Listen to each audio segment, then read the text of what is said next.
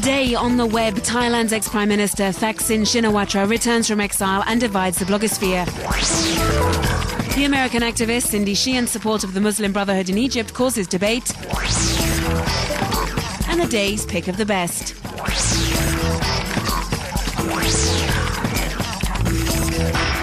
End of exile for Thailand's ex-Prime Minister Thaksin Shinawatra. His return home, 17 months after being ousted, has created a wave of reactions on the blogosphere.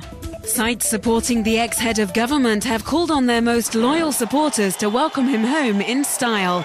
As this amateur video shows, many of them responded to the request. From England, thanks to his webcast, Thaksin continued to be involved in Thai politics. Here we see him supporting the current Prime Minister during the elections on the 23rd of December.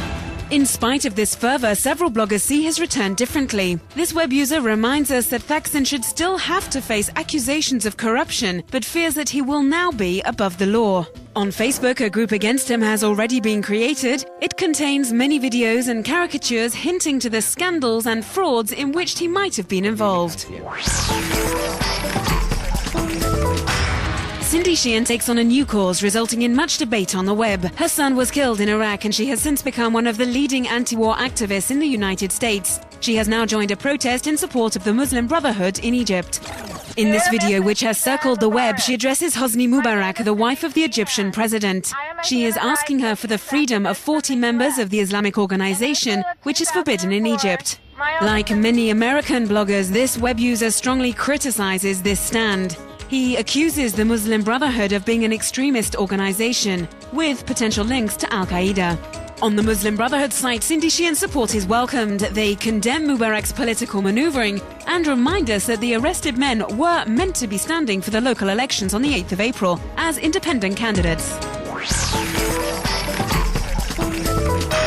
The transparency portal discloses online the public expenditure of the Brazilian government officials. The site is one of the most visited in the country since web users and the media discovered that the civil servants were spending astronomical amounts on personal use, and often for the strangest of things, like plastic surgery operations or even matrimonial agencies.